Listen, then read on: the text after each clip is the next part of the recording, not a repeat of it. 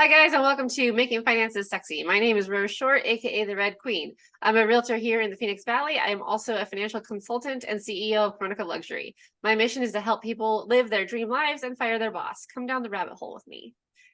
My co-host is going to introduce herself now. Hey, and welcome to Making Finances Sexy. My name is Jessica Lay, your rent rave owned realtor and certified instructor with the company 101 Financial right here in our Valley of the Sun, making it my mission to assist you in moving out of renting into homeownership, no matter your situation. I'm ready to be your personal finance coach and first-time homebuyer specialist. Heck yes. So the reason we call this Making Finances Sexy is because we have a joke in one of my financial consultation firms of no one wants to talk about insurance because insurance isn't sexy. But we, on the other hand, believe that knowing your finances, knowing your financial situation, and having all your ducks in a row is extremely sexy. So here we are. We got started in finances because we realized that there were a lot of pitfalls in what we are taught growing up because you're not really taught finances or really financial independence or skill sets in school. So the only way that you really find out about finances is from your parents if they know finances and can teach you as well. So we kind of took it upon ourselves to learn a lot more about finances, how to manage finances, credit, things like that. And it's our mission to start teaching everybody what we wish we knew decades ago. Yeah, so like Rose said, no one taught us. We decided later in life to take this step and get financially literate and educated on our own outside of high school. I actually had a completely different career before this. I was a mechanic and I had a personal finance coach who really blew my mind when learning about all the things we didn't know about banks. And yeah. All right, so just with Financial 101, tell our listeners how you got into it and how it has helped you. So I got into it living in Hawaii, and a mutual friend was a instructor for the company. And after visiting a workshop and learning about it, I signed up right away because there was nothing to lose and all to gain because it's just financial education and a better way to think. Immediately, like within 2 years, I was paying off all my debt, about $30,000. And it just really opened up my life. I didn't have to worry about money as much. I could afford my own place to stay. I could eat. I could travel for music festivals, which is what me and my partner love to do. And moving forward, I just really wanted to pay it forward to others who think they struggle with their finances and can't seem to save money or ever pay down those credit cards or student loans. Nice. And I know one of the things that you learned with Financial 101 was personal lines of credit. Yes, we definitely leverage debt. People get scared of debt, but I love debt, especially when you can use it properly and use it to your advantage. Yeah, and that's something that we're definitely not taught, especially growing up, is that there's good debt and bad debt. And, the people who are affluent and financially set use debt to their advantage, whereas a lot of us more middle class folks tend to think of debt as something bad and something that you want to avoid. So that is kind of one of the myths that we want to break, is that, debt is not, like, yeah, it sucks being in debt, but there is good debt and bad debt. And a lot of the people who have a high net worth, it's because they have a lot of debt, but they know how to leverage it. Yeah, exactly. And there's like the fundamentals of finances that everyone should know before they get into things like buying insurance or buying a house. And yeah, it's crazy. And I started getting into because I also do life insurance, and then I help people save on their home and auto insurance. I help them save on home security systems, identity theft, and identity theft protection. And then of course just generalized lawyers, people who can go over contracts with you, maybe you can get speeding tickets, stuff like that. And when I started learning all that, there was so much involved that had I known this, like I said, a decade ago, financially, I'd probably be a lot better set because I would have been a lot smarter about what I was doing with my money when I was making really, really good money. Not making quite as good money now as I was a couple of years ago, but that's okay. I'm in a much better spot mentally. Yeah. So I'm fine with not making a whole lot of money in the corporate world anymore, but I'm also making my own way. I've got 3 different LLCs, and there's a whole lot, you don't understand with LLCs too. Like, no one ever teaches you about LLCs. And there's so much protection with LLCs that you get, and there's just a lot of money saving ways that you can utilize your LLC that, again, a lot of people aren't taught. Yeah, and see, that's sexy. Having time is sexy. Not worrying about how you're gonna pay rent next month is sexy. Life insurance is sexy. A lot of people right now don't even have that, right? Like, no, or they have the wrong type. That's just costing them money in the long run for what seems like a good gain, which is not. But we'll get into that in a whole different episode.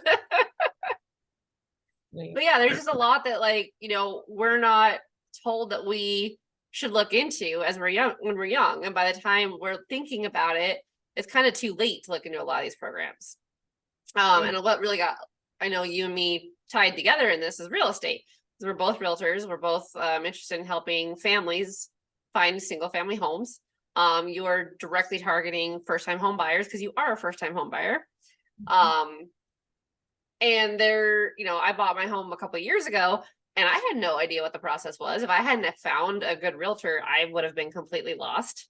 And that's kind of one of the things that made me become a realtor, was like, wow, this was super easy. And, my realtor took all the stress out of it. And I wanted to help people with that as well, especially here in Phoenix. We have a lot of investors and whatnot, which is fine. There's nothing wrong with investing. But I personally would rather see, a family just starting out get into a home over an investor who's gonna, slap lipstick on a pig and rent it out for well over what it's worth. absolutely. Yeah, we live in such like these uncertain times, and people, especially like millennials, they all feel that they're stuck renting for the rest of their lives because of how hard it is to get a mortgage or how hard it is to save up for that down payment. But that's why my main focus is our first time home buyers, because I'm there right now. I've been scared and don't know what to do, but having the support from your lender and your realtor really makes a difference, takes a lot of the stress away. And also, there is a lot of different strategies that we can do to get anybody to the position to be able to get approved for a mortgage and buy a house. If it's how to save or how to take advantage of any first-time home buyer grants and programs, and building your credit up. There are just so many ways to get to that end goal of owning your first home. We just got to take the time to learn and make it happen. Yeah. And that's where it starts, but that's not even close to the finish line, right? Because you and I both know people who have 2-3 jobs right now, just trying to make it. And that's one of the things where we try to go above and beyond for our clients is, it goes beyond the home buying process. It's, how can we help you get your time back? Chronicle Luxury's whole theme is time freedom. It's literally what it means. Or time is my luxury is actually literally what it means. But it's time freedom, right? It's, I have the luxury of time because I have different streams of income that allow me to go out and spend a lot of time with my dogs, which is really what I want to do in life. Right. Other than help people get homes. Yeah. And so, that's kind of the building block for this is, how do we teach people not only how to get into their home, but how to actually enjoy that home and enjoy their time and their family, and not just feel like, okay, well, now I bought a home, but now I need to grind away for 40 years to, afford this home and afford everything in today's economy. Yeah, exactly. Like, I personally don't want to, like, bless my parents. I love them to death, but they're still having to work. And as they get older, and me, I would love to retire like in my 40s, to be honest. Like, that's my end goal. But just showing up 5 days a week, 8 hours a day, that's just so much time for somebody else. Yeah. Well, and we'll get into it a little bit later in the podcast, but we both know that Social Security is not going to be a thing when we retire. Like, it's already not a thing, right? There's just the baby boomers have all retired. They've taken a lot of it, which is fine. I mean, it was there for them. But you know, the economy and the programs are not keeping up with what's really going on in the world. And so COVID especially kind of shined light on that. And that's why there's so many, you know, corporate America places complaining that nobody wants to work because COVID hit. All these people were told they were unnecessary or unessential. And so, you know, they started YouTube channels, they started Shopify, they started Etsy, like they found ways to make money from home. And, you know, a lot of us are affiliate marketing, which is one of the things that I do. And so for a lot of us, it's like, well, why would I go back? You told me I was not essential and I made my own, you know, I created my own theme. No, I'm not gonna go back to work for somebody else. For what? For a pizza party here and there as a thank you?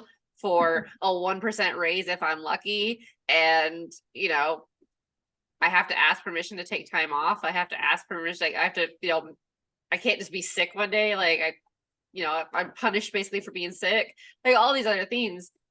And we have a whole generation now of people who are going, no, this is dumb. And we are retired, you know, they are retiring early. We are retiring early because we found a loophole. And, you know, we've known for a while that the middle class, as we know it, has been dying because the jobs of the middle class have been dying. And so to pretend otherwise is just naivety at its finest. Right. And I mean, we still need our workers, like essential and the ones deemed non-essential. But also we just live in such a crazy time right now. All sorts of things that has never happened before, and people are trying to like figure it out. We're in this inflation, and this is actually making a big point that working a normal job is no longer enough anymore, unfortunately, for our generations and the ones that are to come. Like we need to start investing and like being smarter with our money and putting what we make from our regular jobs into things that can benefit us further in the future, like IRAs, retirement planning. And again, none of those things were taught to us. I just recently got my own Roth IRA and got really excited about it. But before, like years before, I was just spending my money, working really hard, and just doing the things I want to do. And my bank account wasn't growing, and I definitely really believe in doing more with our money that can benefit us later in the future. Yeah, we have a basic principle we like to teach people, which is pay yourself first, right? Because a lot of people don't budget, period. A lot of people don't know how to budget. They don't understand what a budget is even supposed to do. It's just not a theme.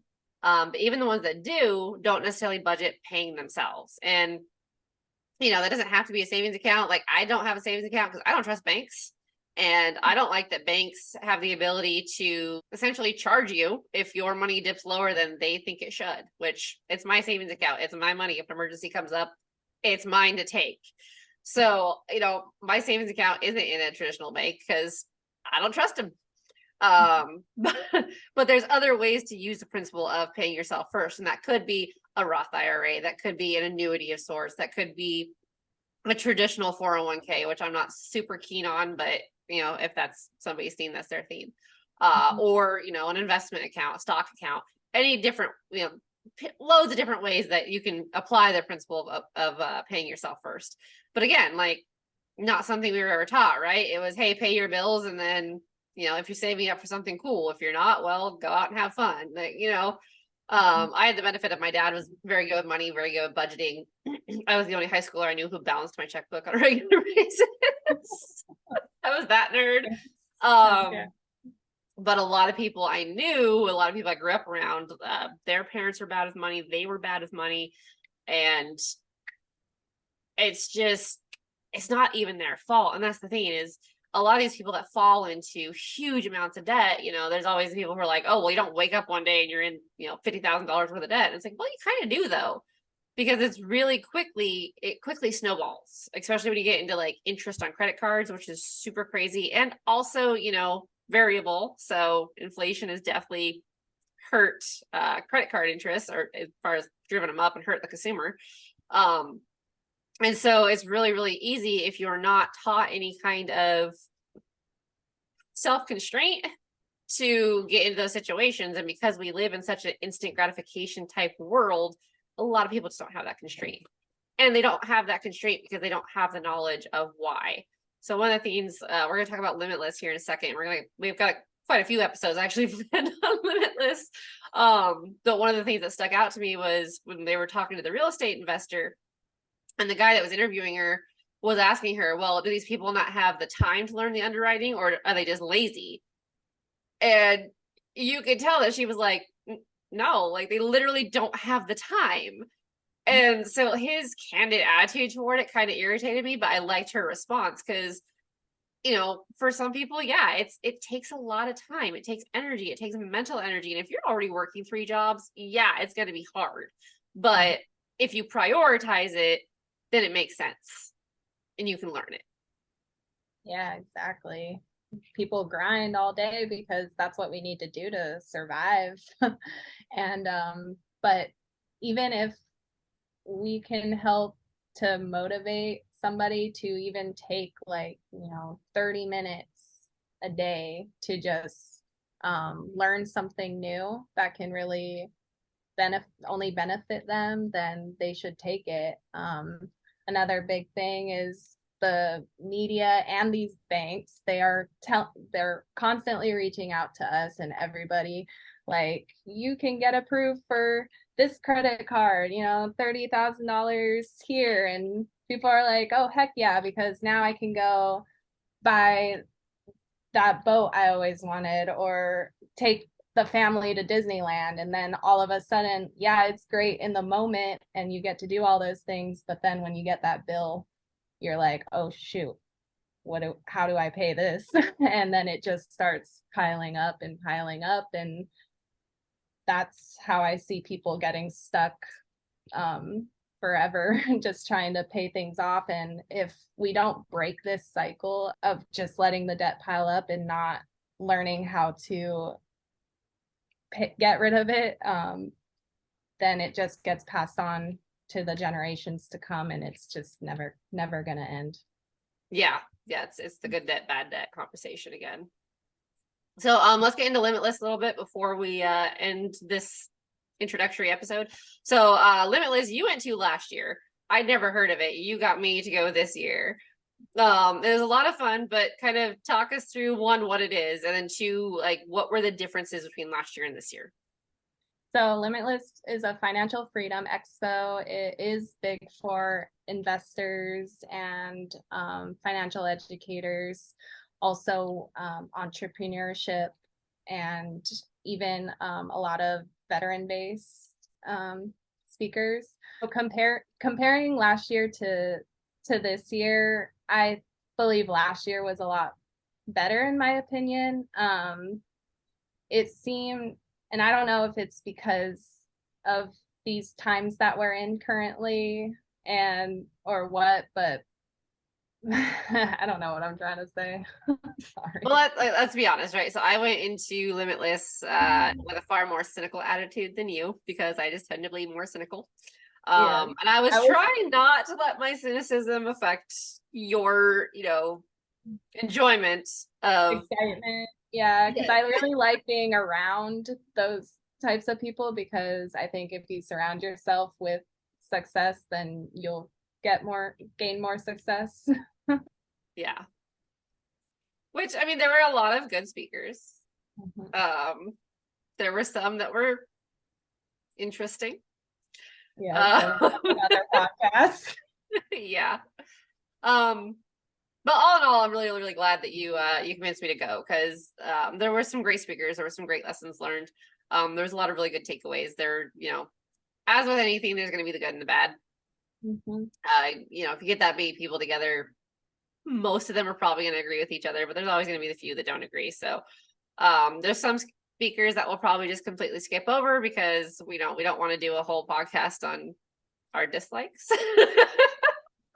So we're not obviously going to go over all the speakers that were there, but we were going to touch on a lot of the ones that we liked. So again, I had no basis for last year versus this year, but I really enjoyed it. I thought it was a lot of fun. Like I said, a lot of good information.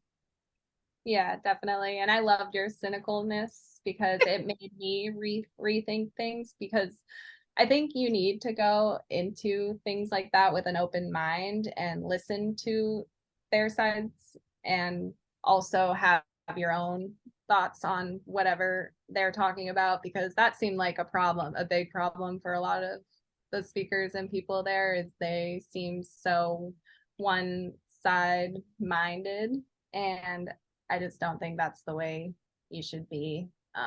You should be open to all angles. Yeah, and that's one of the things that you and I have talked about a lot too. Is education itself is great. Like, obviously we're doing this to teach people financial education. But as with any education, any kind of thing that you're starting, like, do your research. I see it all the time in affiliate marketing where I'll just show you a statistic real fast. So the average affiliate marketer, and by average I mean about 75%, quit after 3 months. And the reason they quit after 3 months is because they've bought into a program that was not honest from the get-go of what was offered. They don't go into it with any kind of cynicism. It seems like they go into it expecting, like, the big one I see is the $7 program, which, in 3 months you'll make $50,000 a month. Any person who has any kind of common sense knows that's probably not true. But these people are good marketers, and so they get pulled into it. They believe the hype, and they just don't do the research of the person behind the program. And I've seen that a lot too, where there was a program that came out that a friend of mine had access to, and he's like, hey, you should promote this. This is really cool. And I started looking into it, and I was like, this guy's been in the business for 2 years. His net worth isn't even $1 million. Not that net worth is all that matters, but I'm like, if you're going to tell me this guy knows how to make money, like, his net worth should be up, right? And obviously, if you're not using debt to your advantage, your net worth isn't going to grow as quickly as somebody who is using debt to their advantage. But a lot of the other programs that I did buy into and that I did like, the founder's net worth was like 30 million, 45 million. Like, it was up there. Again, not saying that that makes them better in any way per se, but it does show a nice track record. Right. And a lot of that just comes from people buying into the hype and not doing the research and not educating themselves.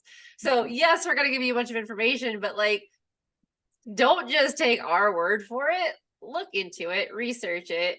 If you believe everything you hear, you believe nothing, because you can find anything to fit any argument on Google. That's just the way it is. You can Google, is the earth flat? And I'm sure you can find articles that will absolutely say it is. We know flat earthers exist, right? So education, but education with an open yet cynical mind. Yes, I love that, because I bought into the hype, like into the stock market and things like that. And of course that failed immediately. And that's one key takeaway from Limitless for me, is tactical income. Yeah. They they offer a program that I really want to get into eventually. And that, like, just learning about that and Limitless, my biggest key takeaway would be mentorship. Mentorship is very, very important. I have a problem with my patience too, so I'll, like, jump into things thinking like I can do it, I'll do it all myself and it'll be fine, and not want to spend the money on getting actual help and education tools, and learn very quickly that it is a recipe for disaster. But if you actually take the time and invest in somebody to actually, like, mentor you and guide you through whatever it is you're trying to learn, like paying off debt or building your credit, or in real estate as well. Like, that's why I joined our real estate team, Snowbird Nation, because I really need that mentorship and that guidance to be able to get further and not have as many crashes, because when you're able to lean on people that have done it and have had success, like the millions of dollars making marketers, you definitely do want to follow that example, because you want to be there eventually. And the other big thing is it does take time. I've wanted to quit many times real estate and everything, but I know if I just keep at it and get 1% better every day, it's all going to be worth it again later, and I'll get to retire early. Exactly. Yeah, and due diligence and research when it comes to mentors and coaches too. I spoke to a guy a couple months back who had a coaching program. He was like, "Well, I charge $12,000 an hour," and I started laughing. I was like, "No, because here's the thing: either your program works or it doesn't, and if it does work, you don't need to charge that much." And the way I look at it, especially some of these affiliate marketing coaches, I'm like, cool, if it does work, then I'll pay you on the back end. Like, I'll pay you once I'm making money, right? Which none of them see it that way. Well, that's not true. There's a couple that do see it that way. But then I found a different mentor who doesn't charge anything and is significantly better and just full of way more information than some of the people that were trying to get me to pay them. And he and I actually had a conversation that was kind of funny, because at one point I was on a phone call with, a business coach type thing. And the guy started asking me like, "Oh, what's your mortgage payment? Well, what kind of credit cards do you have? Well, what's your limit on them?" And I was like, "What the hell the business isn't of yours, dude? Like, who do you think you are?" And he was like, "Oh, well, my job is to help people see how they can pay for things." And I was like, "Okay, here's the thing. An entrepreneur mindset is not, I can't afford it. It's, how do I afford it?" But at the same time, you, Mr. High Closer, or, don't get to tell me how I can afford it. It's my business. I will tell you. And so I kind of got into it. But my mentor was like, "Oh yeah," he's like, "that's a high ticket closer. That's all he is. Like, he has no idea, doesn't care about your business, doesn't care about who you are, your goals, anything. He's there to sell you." And that's kind of the problem, is you have to weed through those people. Yeah, definitely. You're not going to find your perfect mentor right away. You're going to have to test them out, see if you vibe. Even like as a one-on-one financial instructor, not everybody I get on a meeting with, we're not going to vibe right away. But the great thing is there are a ton of us coaches out there, and I can once we have a conversation, if we don't vibe, I can definitely pass you to another coach that you may be more compatible with, and that's okay. Yep. It's the same for our real estate team. Like, not everyone's going to vibe with my vibe. But that's why we have a whole team of people that, like, okay, you know what, you might vibe with this person. Yeah. And that's exactly why with my initial consultations, the initial consultation is free. 100% free. Because if I can't save you money, or if you like get on a call with me and go, "Oh my God, this girl is psycho. She's got how many dogs? I'm not a dog person. It's never going to work out." That's fine. Yep. And that's the way it should be. And unfortunately, it's just not true for a lot of businesses, and which makes sense, right? Like, to stay in business, you have to make money, but you can make money without being salesy and without hurting people. Exactly. We just have a lot of good information, and we have a lot of good guidance, and we just want to share it with whoever will listen. Yep. All right, guys, thank you so much for listening to our introductory podcast. If you do like this episode, I hope you tune in next week. We're going to be talking about Joseph Wang's speech at Limitless about the Fed and what's going on with Fed. So if you're interested in mortgage rates or inflation in general, it's going to be a good one to listen to. Thanks for watching Making Finances Sexy. Stay sexy, my friends. Thanks for listening. We'll catch you next time.